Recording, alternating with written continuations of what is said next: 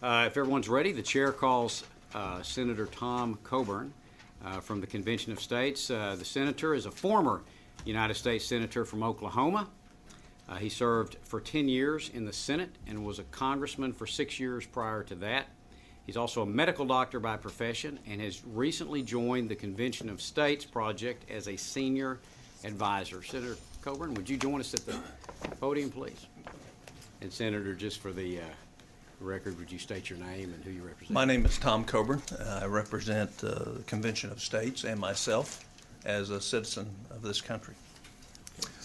First of all, thank you for the opportunity to be before you. I'd also thank you for your service. I served 16 years in both the U.S. House and the U.S. Senate. I know the downsides of this job, your job. I know what comes with it, and it's not what everybody normally sees. There's a lot of negatives that we don't talk about, and you pay a price for it. So let me thank you each individually for paying that price. Nobody ever thought I'd ever end up in politics. If you went to my high school class reunion, they'd say you're the last guy we ever thought would ever get in this mess. And there was a reason for that. I'm absolutely plain spoken. I have no finesse. I admit that to you today. But I also have a story to tell you that I think is important that you listen to. I spent 16 years in Washington, and the whole period of time there was to have a fidelity to the U.S. Constitution, what it said, what it intended. I've read the Federalist Papers 10 times. I know what our founders intended. And I also, through both my degree and as an accountant and as a physician, learned that you don't solve problems by treating the symptoms. You treat the disease, the dis-ease. And our country is diseased. We have a lot of problems. But the biggest problems in front of us are the fact that we're going down the road that every other republic has gone down. So go to history. Tell me a republic that's survived longer than us.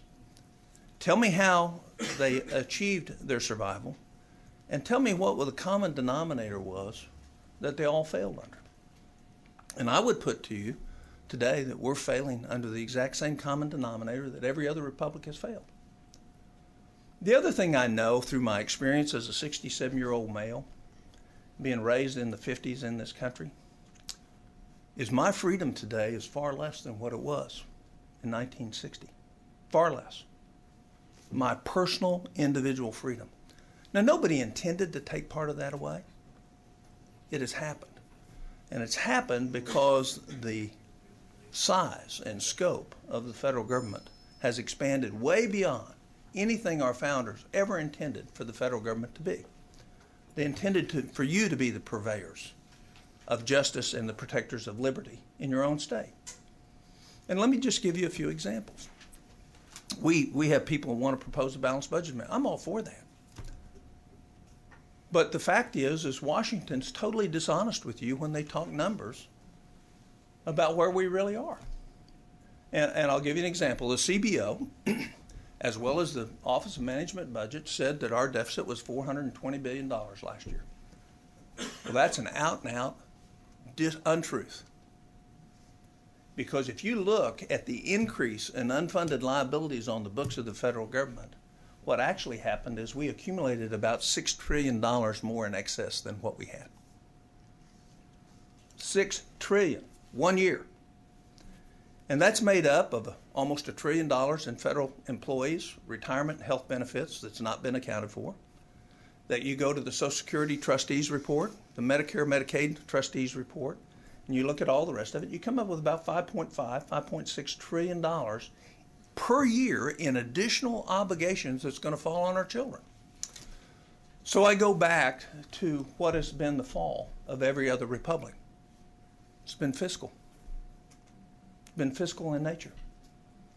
They all collapsed financially. And there's all sorts of pressures that we get as Oklahomans or Texans and legislators. You get all these benefits of the money that flows from the federal government, but every time it comes with strings. And I used the example several times. I actually had the Department of Transportation actually calculate this in Oklahoma, is if you had the same amount of money without federal rules on building safe highways in Oklahoma, how many miles can you build versus building highways with federal rules? Well, we can build 1.66 miles of highways using common sense and Oklahoma ingenuity that are just as safe, just as good, will last just as long for every mile we can build using $1 of federal transportation funds. Think about your education fund. Most states, it's not in Texas because you guys are so big and so successful, but most states, education funding is 50% of the budget. How much of that do you control? About 25%. Because all the rest of it's controlled by somebody in Washington with a set of rules that doesn't care about your children, has no knowledge of what your children, has no knowledge of the local or regional implications of what needs to happen in education in Texas. I'd also put forward to you that one of the guys that wrote about our founding, one of the guys that was very involved, also founded the University of Virginia. His name was Thomas Jefferson. And it really was difficult for him to do that. It was hard at that time to get a university founded. And he was asked, why don't you go to Congress and get some help? You know, he was well liked. He was president. He could have gotten it. And he said, my young man, you don't understand. For the federal government to be involved in education, you would have to change the U.S. Constitution by an amendment. Well, that's a direct quote from one of our founders. Where do we find ourselves today? The other observation I would give you, for having been 16 years in Washington, is the further away you get from the people, the less common sense there is. And, you know, there isn't a thimbleful in Washington. It isn't there. There's a lot of conflicts of interest. There's a lot of expediency. There's a lot of cowardice. But there's not much courage, and there's not much common sense. And I would just relate to you this following story and then answer any questions you have. Over the 10 years I was in the Senate, I identified in excess of $400 billion of duplication, fraud, or waste. Nobody disputes that number in Washington. It's all still being spent. And I served there under Republican presidents with Republicans under control, under Democrat presidents with Republicans under control, under Democrat presidents with Democrats under control, and under Democrat presidents with Republicans under control. So I've been there in all mix. They're not going to fix it. They lack the courage, the willpower. They don't love our country enough compared to how much they love their job.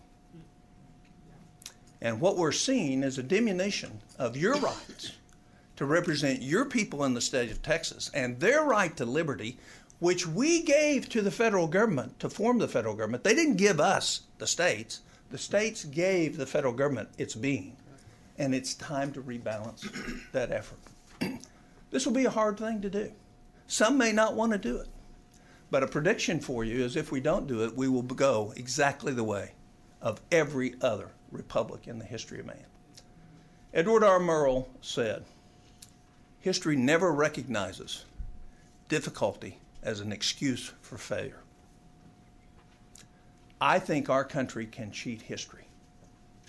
This wonderful diversity of people that we have, this wonderful mix of ideas, this wonderful genius that comes when you mix all these ideas together with the American effort, we can have another 100 or 200 years of a growing, vibrant, entrepreneurial republic that elevates people and lives no matter where they come from.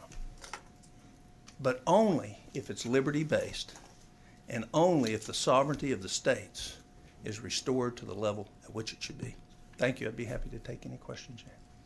Members, any questions?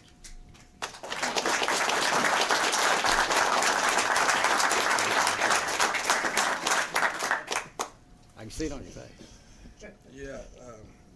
All right. Yeah. Chair recognizes Representative Miles. Yeah, it was a high fastball. You got it. Senator Coburn, let me thank you for your testimony. It was enlightening, and like you, many of my peers probably would have thought I'd be in politics. I just had a couple of questions that I need to ask, just for point of clarification.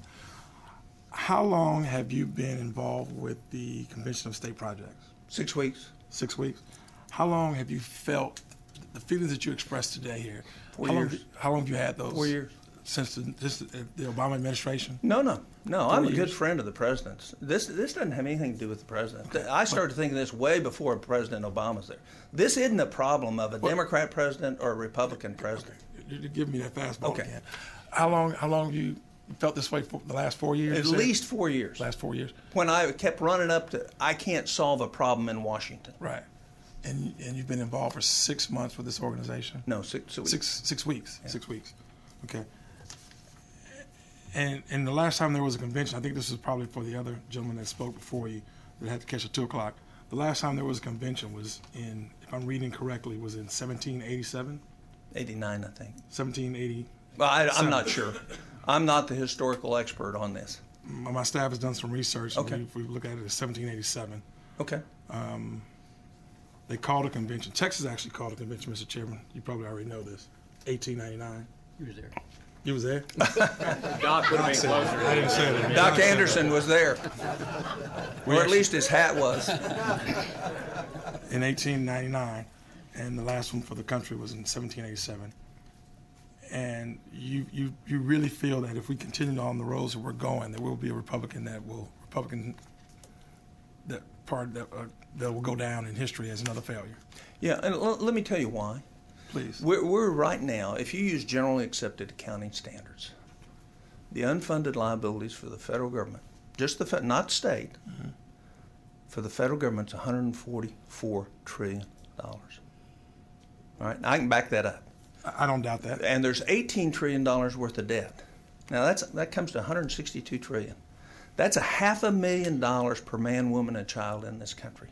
So we now have everybody's future leveraged $500,000 just based on what we owe and our obligations over the next 50 years. And we don't have the capability, given where we're going in terms of our growth, to outgrow that. So how do you solve that? Well, you solve it the way we're solving it now, and every other country in the world's doing it. They're printing money, we're in a currency war, and they're deficit spending. Everybody's doing it. There's not anybody that's not doing it. So what's the outcome of that? And so for us to end up on top for everybody means we need to be honest about what our problems are. That we can solve these problems. I'm not saying they're not solvable. But you can't solve them unless you're honest about what they are. OMB isn't honest about them. CBO isn't honest about them. The Speaker of the House isn't honest about them. The Leader of the Senate, and I'm talking about Republicans, aren't honest about it. The President isn't honest about them. Nobody in Washington's honest about what the real problem is. And the real problem is we've mortgaged our kids' future and undermined the stability of our republic by spending money that we didn't have on things we didn't need. And I'm not talking about social programs. We need those. I'm talking about the $400 billion, $100 billion in fraud in Medicare a year, just in one program. And we've known it for 5 years and nothing's happened. Well, I think if you let the states take care of that, Texas legislature would fix that in a year. You wouldn't tolerate it. So why would we allow us to continue down that road? Our children are worth more than that. Our future's worth more than that. Let's cheat history. Let's do what's right. The way our founders gave us a way to fix it. And I don't want to lose our rights. I don't want to give away anything. But I know, as much as I got gray hair today, what's going to happen to us. And I'm a student of history. And I don't see a solution other than us as members of individual citizens in individual states reasserting what is our right under the Constitution to put some control on the federal government. Thank you. Thank you. Representative Clarity. Thank you, Mr. Chairman. And Senator, thank you for being here today and for your testimony. I very much enjoyed both the knowledge and the history and the experience that you have and bring to bear on these issues. I would like to ask a few questions, though. I hear what you're saying. You don't need to treat the symptom, you treat the disease. That makes perfect sense to me. And I think you've done a good job describing it. And I guess I'm curious with Mr. Our previous witness, Mr. Ferris. I think he identified three fundamental issues or topics he would like to see taken. Areas of germaneness, I think, is the way he put it. That's fair enough. One was fiscal restraint on the federal government. I think the second was reducing the jurisdiction of the federal government. And the third was to establish term limits on federal officials. I think I got that correct.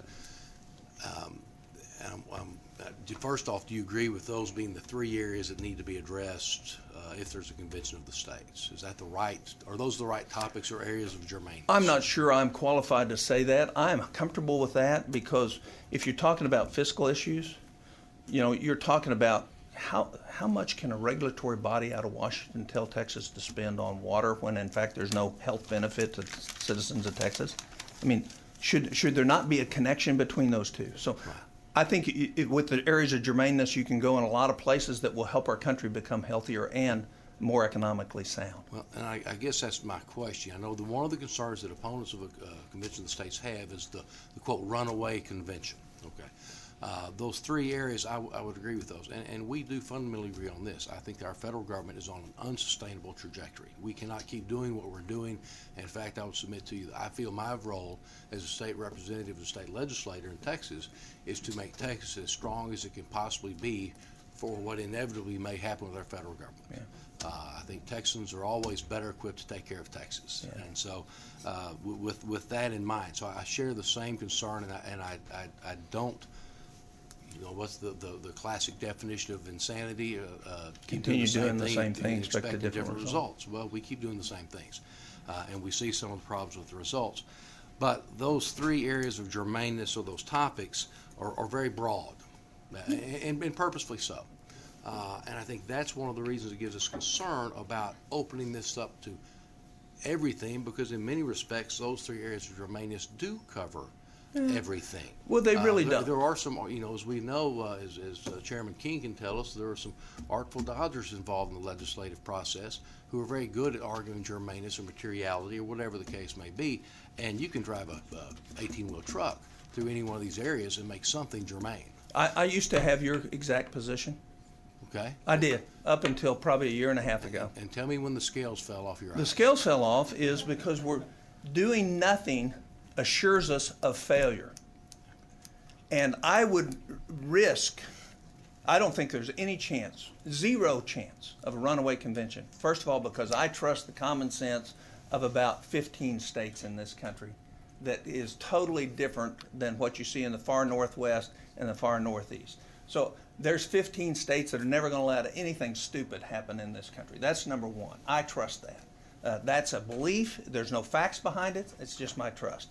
The other thing is right now, 69 of 99 legislatures are controlled, legislative bodies are controlled by more fiscally conservative people that would not want to give up those guaranteed rights under the Bill of Rights or other recommendations.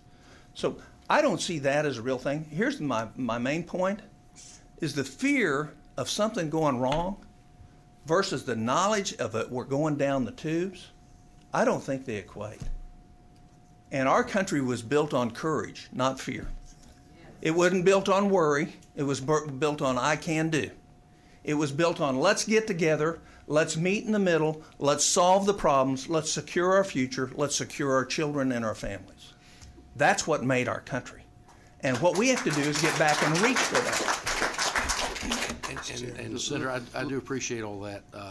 Ladies and gentlemen, let me interrupt you just for a second. Please. Folks, we are really excited everybody's here today, but we kind of have a tradition of not applauding the witnesses when they're testifying and no hooting and hollering and things like that. So kind of just grit your teeth and restrain yourself.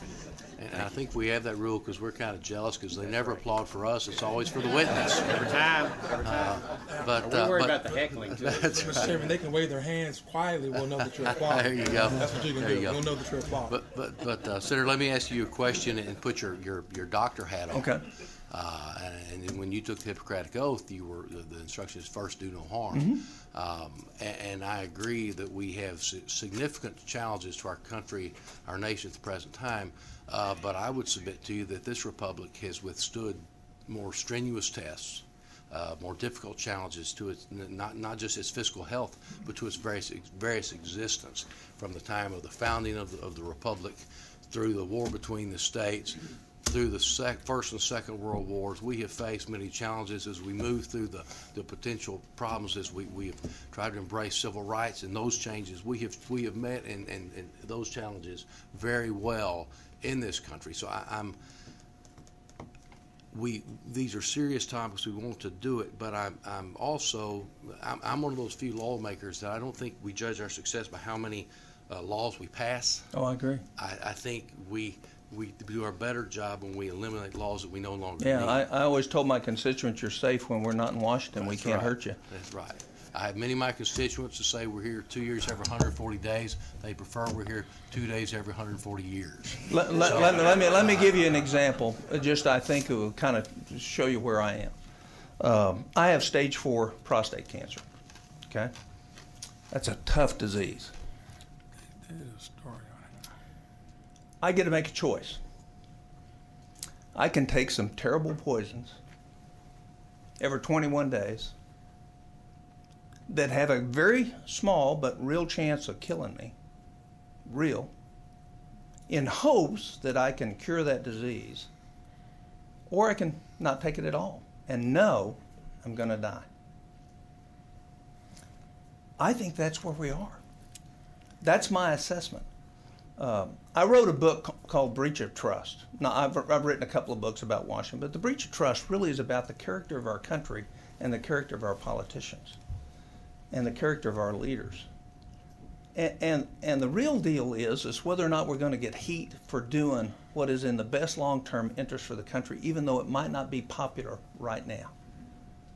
And I decided when I went to the Senate, nobody wanted me in the Senate. All the Republicans were against me when I ran.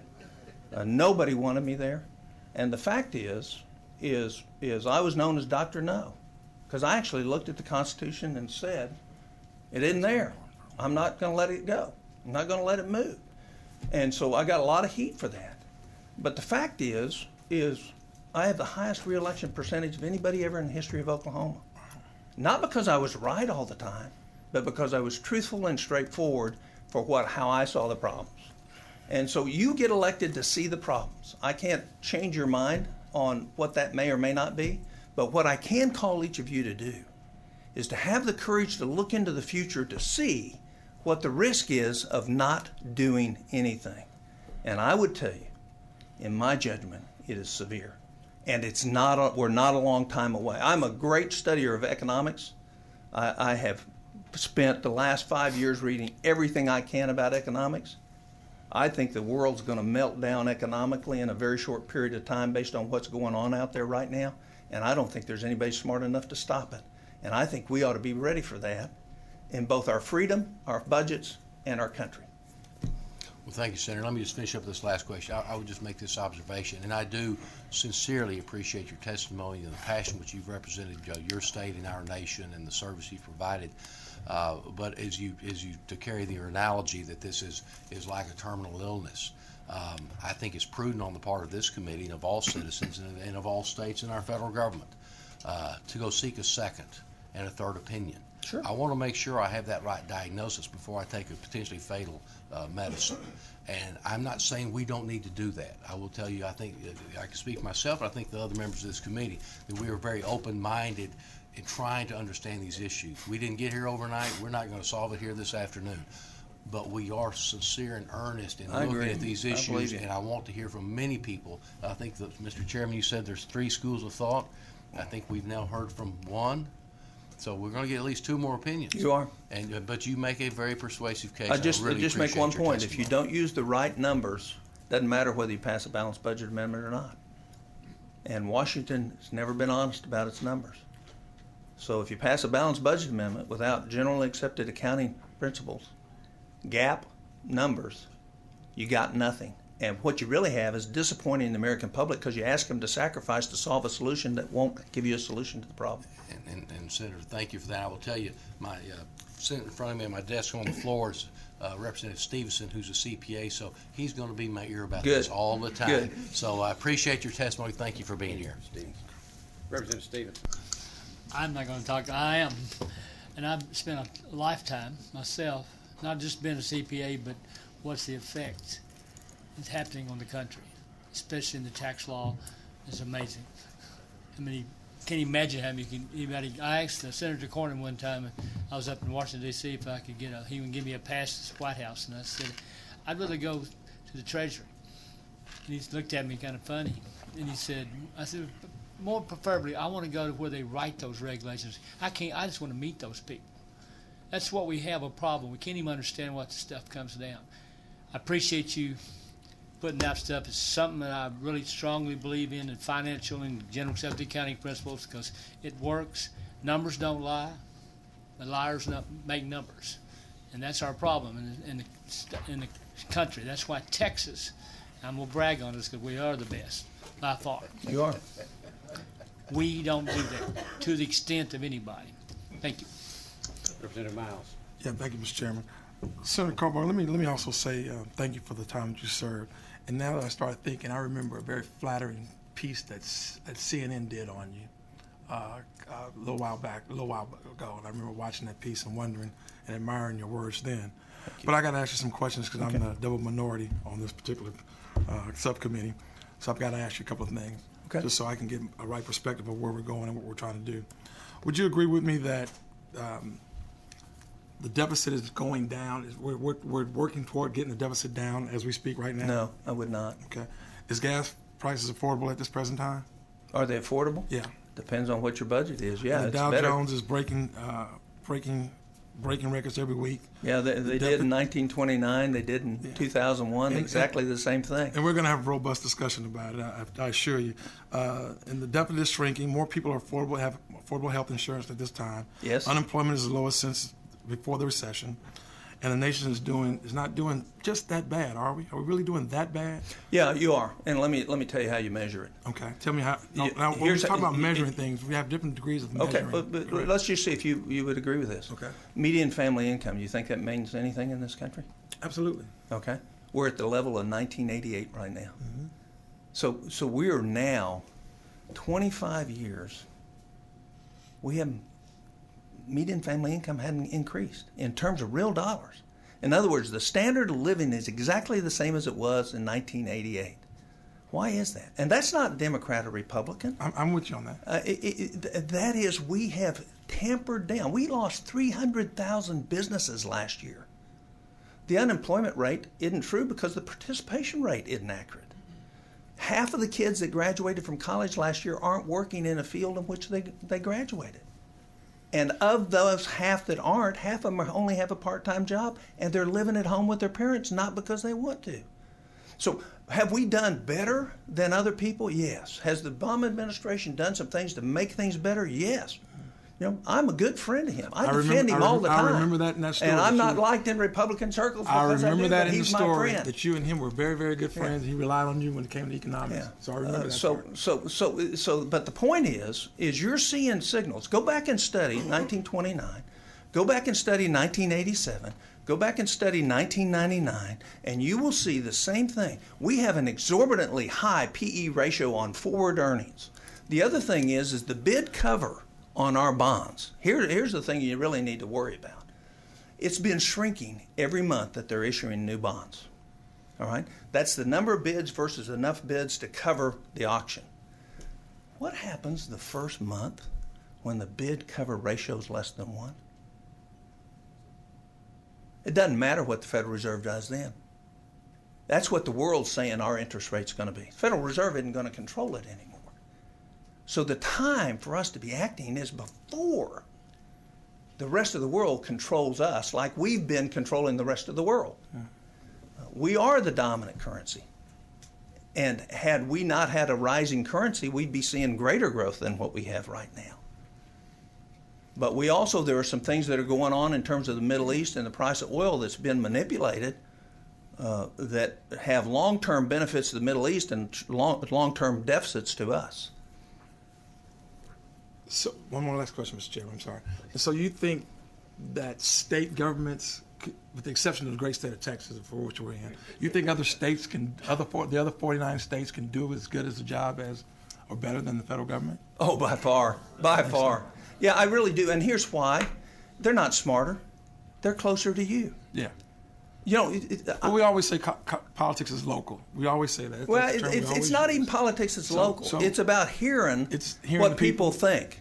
I got to 20,000 letters a month. I read every one of them as a U.S. Senator. I was the only senator to do that. I wanted to know what they had to say. That's what kept me close and connected. That's hard to do. It's even hard for you to do in a state as big as Texas to read every constituent letter. The fact is, the closer we know this by history. Our founders even said, the closer the government is to you, the more effective it's going to be and the more liberty you're going to have. And so it's not, I have Coburn's rule of bureaucracy. And I observed this while I was in Congress. Here's my observation about federal bureaucracies. It applies to states too, but not near to the degree. Never do what is best when you can do what is safe for the bureaucracy. And I've seen that 100% in action, and you have too in the state of Texas. When some common sense decision could have been made, it wasn't because we're afraid we might embarrass or we might expose the bureaucracy. That's correct. And let me say this. We live in the great state of Texas, but nobody's perfect. I agree. Unfortunately, not even Texans. We're not even perfect. But we work hard at perfecting and correcting the wrongs. You're one of the greatest states in our country. That's what makes us different from other states. We work hard at perfecting our wrongs. Yeah. I've enjoyed it. Thank you. Thank you. Mr. Chairman, thank you. Members, any questions? Representative Parker. Thank you, Mr. Chairman. Senator, thank you for being here, and we're honored to have you, and just appreciate your service to the country, and you're in our prayers and your personal struggle, and so thank you very much for sharing that and being very open and candid with us. I found it to be very compelling that you were where many of us have struggled on this issue. And you talked about a year and a half ago the fact that you weren't supportive of this movement, so to speak. And I think we've ideological alignment on all the things that we discussed today, be the fact of runaway government spending, all the issues, the great concern. I've had some economic training in my life as well about the dollar losing its position as the reserve currency of the world. I think is very concerning to us. But you're obviously taking one path, directly going towards the Article 5 convention. I guess my question is, do you see any other path that the Congress can take, obviously driven by the hopes and the actions of the American people, to resolve this short of this? I want to get your perspective on, if you wouldn't mind. It's a bold, blunt perspective, and it's not very well appreciated in Washington. But my solution is fire everybody that's up there and send somebody who's had real life experience across the board and reelect everybody new that's in Washington, no matter what their party is. But not another career politician goes to Washington because the personal conflict of getting reelected versus doing what's in the best long-term interest, it is always there. And the only people it's not there is the ones that don't even give a flip about being there and don't care whether they're called senator or not. And so that's a rarity in Washington. So the American people could do it. They just haven't. And because we have a system where incumbency is so advantaged in this country to where you can hardly defeat an incumbent. And they may be great or they may be lousy. So the real deal is, can you fix this a different way? Yeah, change everybody that's in Washington, that's in elected office, and with the mandate, go clean this government up. Get rid of the $420 billion worth of waste, fraud, and duplication. Get rid of the $100 billion worth of fraud in Medicare. Change how the agencies work. Why is it that the average federal employee retires at a minimum of $75,000 with paid health insurance, not on Medicare the rest of their life, with the benefits higher than anybody else in this country, even some corporate position? And why are we spending $1 trillion a year to try to afford that? And why is it that we have more federal policemen than we have U.S. Marines, when in fact there's not supposed to be the first federal policeman? I mean, those are some questions we need to be asking, and we're not asking them. So I think that there are other ways to do it. I just don't think they're going to happen. And I, quite frankly, I left there discouraged because I beat my head against the wall for 10 years and got really, other than eliminating earmarks, nothing done. And in your 16 years, roughly, of service to the American Congress, up until a year and a half ago, you were opposed to this concept. Well, I hadn't really considered it. I've been working. I said, surely I can convince my colleagues. Surely when they see this fraud, surely when they see that there's $65 million a year spent in the Pentagon that doesn't have anything to do with defending the country, surely common sense will say they'll change their mind. Yeah. Well, guess what? Lobbyists have more power than common sense. And careerism has more power than common sense. So I think the way we restore the balance between the states and the federal government, and we put the federal government back in the position it was intended to be, which all our founders wrote about to get the thing approved in the first place, is to have a convention of the states that will actually do it. Senator, again, thank you for being Thank here. you. Whatever decision we ultimately take here in Texas, we're honored to have you here, and we appreciate you very much. Appreciate it. And again, our prayers and thoughts are with you. Thank you. Yes, sir. Thank you. Thank you. Thanks, Senator. Mr. Chairman, thank you. Thank you very much.